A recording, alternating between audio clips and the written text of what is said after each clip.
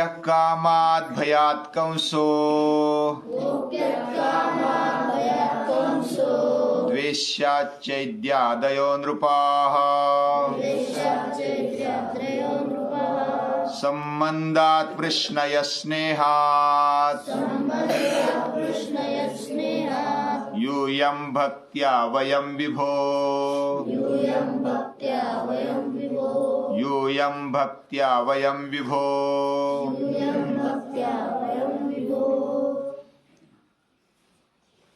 उस समय यानी महाभारत काल में कृष्ण का जीवन हुआ, लेकिन आज तक किसी न किसी कारण भारतवासी कृष्ण से जुड़े हैं। उस समय भी जुड़े थे।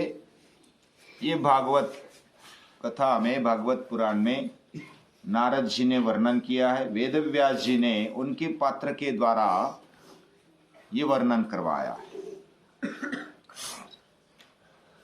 कृष्ण से सभी जुड़े थे। उस समय के अलग अलग कारण कृष्ण उनको आकर्षित कर रहे थे।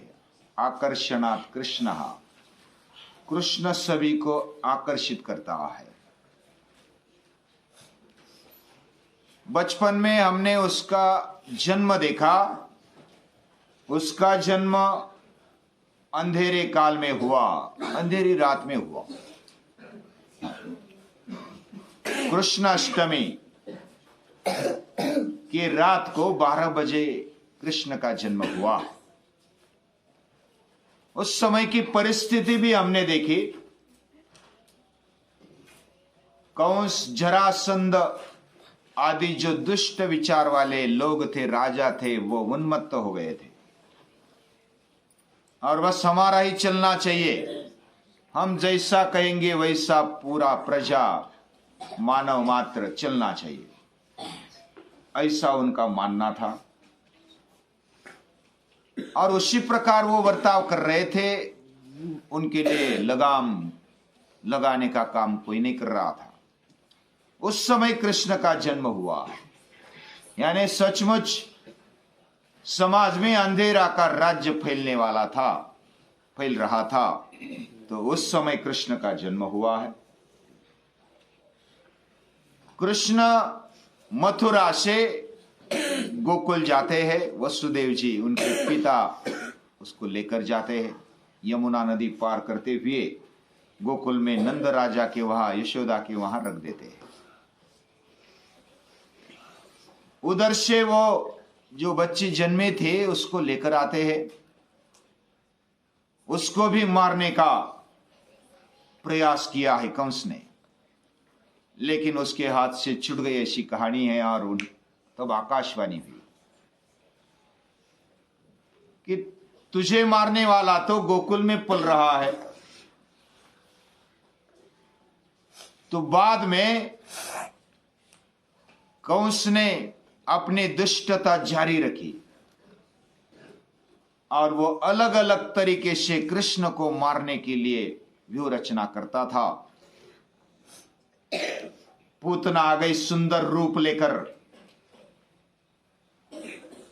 और उसने सुंदर रूप लेकर कृष्ण को ले लिया और दूध पिलाने का प्रयास किया है। कृष्ण ने पूतना का दूध तो खींचा ही, उल्टा पूरा खून खींचकर उसको मार दिया। जो भी दुष्ट विचार करने वाले, उसका आचरण करने वाले होते हैं, जो दूसरों को मारने के लिए जाते, उनका ही मरण आ जाता है। और कृष्ण ने किसी को छोड़ा नहीं है। सुंदर रूप लेकर भी कोई दुष्ट क्यों ना आ जाए, कोई दुष्ट प्रवृत्ति क्यों ना आ जाए, उसको पहचानने की ताकत कृष्ण में है। बाद में फिर तृणावर्त, शकटासुर आदि आते हैं। बहुत सारे राक्षस भेजे जाते हैं, लेकिन उन सभी को मात देकर कृष्ण ने उनको मारा, अलग अलग तरीके से मारा है। ऐसे पराक्रम बचपन में उनके दिखाई देने लगे तो सभी को आश्चर्य होने लगा कि कृष्ण कुछ अलग है। वह अपने साथियों के साथ, गोपों के साथ, अपने सवंगड़ियों के साथ वह खेलते थे, गायों को चराते थे, जंगल में जाते थे और अलग अलग समस्याओं का सामना वो करते थे।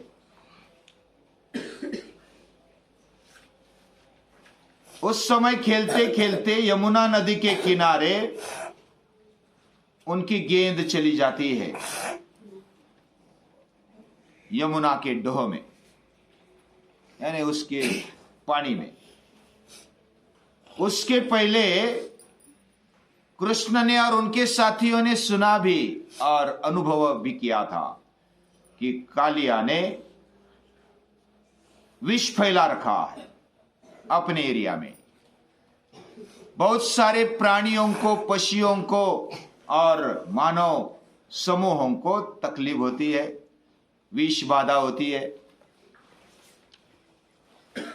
कोई भी दुष्ट विचार वाला अगर रहता है तो उसकी तकलीफ होती है, कोई चोरी करता है तो उसकी तकलीफ होती है, कोई अत्याचार अनाचार करता है तो उसकी बाधा हो जाती है, वो विष फैलाता है समाज में। और ऐसे विष फैलाने वाले का मर्दन करने वाला ये कृष्ण है। कृष्ण ने गेंद गई यमुना के पानी में तो उसने कूद लगवाई। बाकी लोग, बाकी जो साथी थे बोल रहे थे कि इधर तो कालिया नाग है, बड़ा शक्तिशाली है और वही विष फैला रहा है और इधर जाना अच्छी बात नहीं है। लेकिन कृष्ण ने कूद मारी, बहुत देर तक उनका झगड़ा चला। वो कालिया उसको भी मारने की इच्छा से लड़ रहा था, लेकिन कृष्ण छोटा होते हुए भी उसको परास्त किया है। उसको नामो हरम करते हुए फिर कालिया नाग शरण आता है कि मैं ऐसा नहीं करूंगा। वो बदलने के लिए तैयार है। जो बदलने के लिए तैयार है उसको कृष्ण छोड़ देते हैं। जो बदलने के लिए तैयार नहीं है उसको मार देते हैं। लेकिन कालिया बदलने के लिए तैयार है, अभी मैं विष नहीं फैलाऊंगा। और तब से कालिया फिर दूसरी जगह पर जाता है और उसका जो विष फैलाने का काम है वो बंद कर देता है। कृष्ण के जीवन में ऐसे दुष्टों को, दुष्ट विचारों को नष्ट करने की उसकी जो बचपन से एक आदत समझो, उसका ध्येय वही है। परित्राणाय साधूनाम विनाशाय च दुष्कृताम, दुष्ट विचारों को नष्ट करना, उसकी ताकत को कम करना, ये उसके जीवन का ध्येय है। धर्म संस्थापनार्थाय संभवामि युगे युगे, वह युग युग में जन्म लेता है। कृष्ण का चरित्र बहुत ही गूढ़ है, अति गूढ़ है। वह विषमवादी भी है, यानी कि कभी अच्छा लगता है, कभी कुछ कपट करता हुआ दिखाई देता है। भार्गवी कुछ पूछना चाहती? मैंने कृष्ण की पुस्तक में ऐसा पढ़ा है कि कालिया नाग मतलब यमुना किनारे एक मतलब नाग जाति के लोगों की टोली होती है। उस एरिया में उन्होंने बहुत अत्याचार हुआ होता है और कृष्ण उधर जाता है, उनको हराता है, उनको समझाता है कि आप अच्छे से रहो। तो ऐसा सच है या सच में नाग होता है उसको मारा था? हाँ, अभी बहुत सारी जो पुराण की कहानियां है या तो कुछ ऐसी इतिहास में लिखी हुई कहानियां हैं, उसका अर्थ अलग अलग तरीके से निकाला जाता है। तो हो सकता है आज भी नागलोक है ना, नागालैंड में नागलोक आज भी रहते हैं। अलग अलग तरीके से वो अपना जीवन जीते, वो मनुष्य है, फिर भी उनको नागलोक बोलते हैं। कोई कोई तो नागलोक का चित्र ऐसा चितारते हैं कि पीछे से पूंछ है, ऊपर मुख मनुष्य का।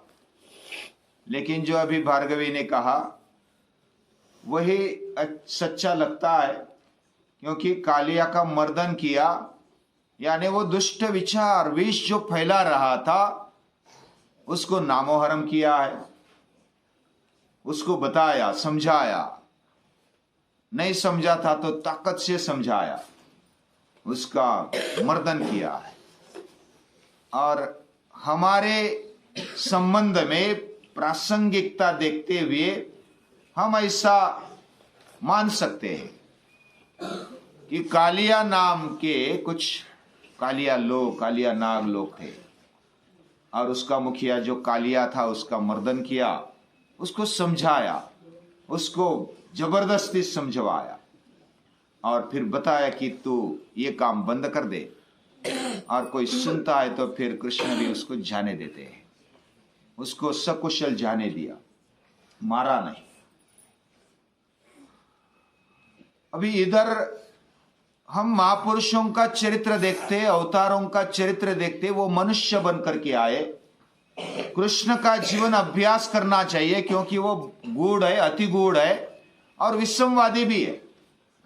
विषमवादी वह एक बार ऐसा हुआ जब महाभारत युद्ध खत्म होने को था, अश्वत्थामा ने उत्तरा के गर्भ पर ब्रह्मास्त्र चला दिया। नारायणी कुछ पूछना चाहती है। विसंवादी, संवाद यानी एक दूसरे से बात जो अच्छी होती है तो उसको संवाद बोलते हैं। लेकिन जिसके बारे में कुछ ऐसी बात नहीं हो सकती या तो समझ में नहीं आता है, कुछ कॉन्वर्सेशन नहीं होता है या तो नहीं कर सकते तो उसको विसंवादी बोलते हैं। यानी कि एक तरफ से ऐसा लगता है कि कृष्ण झूठे बोल रहे हैं और दूसरी तरफ वो प्रतिज्ञा लेते हैं।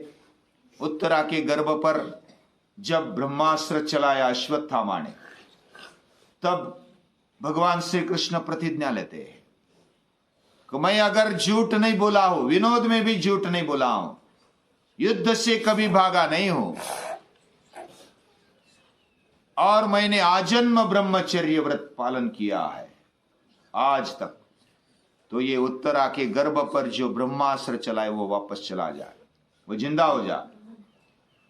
और ये सुनने के बाद आसपास भी लोग थे, वो सुनने के बाद उत्तरा का गर्भ जिंदा हो जाता है।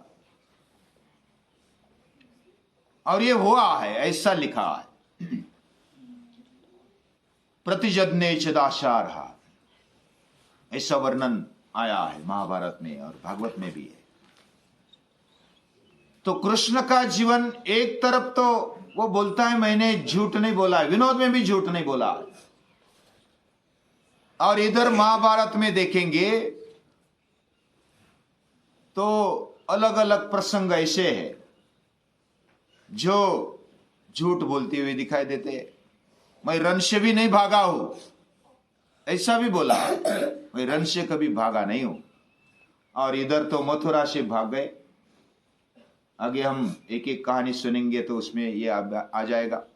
लेकिन मथुरा से भागे हैं, उनको इसलिए तो रण छोड़ रहा है कहते हैं, और फिर भी बोलते हैं कि मैं रण से नहीं भागा हूं और ब्रह्मचर्य व्रत पालन करके रखा है मैंने। और ऐसा देखेंगे तो कितनी 16,000 हजारों स्त्रियां उसकी पत्नियां हैं, तो क्या ब्रह्मचर्य पालन किया है? तो ऐसा ही विषमवादी दिखाई देता है। दूसरी तरफ जैसे मैंने झूठ नहीं बोला है, खुद तो झूठ बोले ही, ऐसा तो प्रत्यक्ष दिखाई देता है। झूठ बोले और झूठ बुलवाया भी युधिष्ठिर से, जो कभी असत्य भाषण करता ही नहीं था, ऐसे धर्मराज से झूठ बुलवाया, नरोवा कुंजरोवा करके अश्वत्थामा हतः। ऐसा युद्ध में द्रोणाचार्य वध के समय वो बोले, बुलवाया। धर्मराज को ऐसा बुलवाना ये तो बहुत कठिन बात थी। धर्मराज किसी का सुनता नहीं था, वह सत्य की राह पर चलने वाला महात्मा था। फिर भी केवल कृष्ण के कहने पर वह झूठ बोलता है। तो क्या वह झूठ था? जरासंध को मारते समय हंस और डिंबक का वध किया है, उसके जो सेनापति थे, 2 सेनापति थे, दोनों मित्र थे, बहुत ही परम मित्र थे। ऐसे मित्रों को कैसे मारा? वो नहीं मारता तो जरासंध को नहीं मार सकता था। डिंबक को बोलता है कि हंस एक ऐसा बना बनाया हंस को मार दिया, और बोला कि हंस मारा गया, मर गया। हंस मर गया ये सुनकर डिंबक खुदकुशी कर देता है, पानी में चला जाता है। और जब डिंबक चला जाता है तो कृष्ण हंस के पास जाता है। केवल तेरी अफवाह सुनकर तेरा मित्र अपनी जीवन को समाप्त कर देता है, लेकिन तू कैसा है? सचमुच मर जाने पर भी तू अभी जिंदा है। तो हंस को लगा वो दिखाने के लिए सही, लेकिन खुद को खुदकुशी करते हुए मार दिया। और ये इतना कपट, इतना झूठ बोलकर भी कृष्ण बोलते कि मैंने झूठा नहीं बोला। इसलिए ये जो चरित्र है ना कृष्ण का, ये बहुत ही गूढ़ है, अति गूढ़ है, और इसलिए विषमवादी है। यानी एक तरफ ऐसा दिखाई देता है, दूसरी तरफ आचरण वैसा दिखाई देता है। तो इनका अभ्यास करना चाहिए। कृष्ण के हम भक्त हैं, इतना विषमवादी होते हुए भी, अति गूढ़ होते हुए भी उसको पुरुषोत्तम मानने वाले, पूर्ण पुरुषोत्तम मानने वाले हमारे ऋषि है, मुनि है। कोई भी उसके विरुद्ध बोल नहीं पाया है। इसके डिटेल में जाएंगे बाद में। लेकिन कृष्ण ऐसा चरित्र हो गया जिसको सभी का आकर्षण था, सभी उसकी ओर आकर्षित हो गए थे। दूसरी तरफ अगर हम शिवाजी महाराज का चरित्र देखते हैं तो वो भी अति गूढ़ मालूम पड़ता है। जब बचपन में शिवाजी महाराज ने पराक्रम करके दिखाए, तोरना ले लिया, मियां रहीम को परास्त किया है, अफजल खान को मारा, शाइस्ते खान को शिकस्त दे दी, सिद्दी जवार को शिकस्त दे दी, अलग अलग बड़े बड़े रणवीरों को परास्त किया है। और उस समय जब शाइस्ते खान को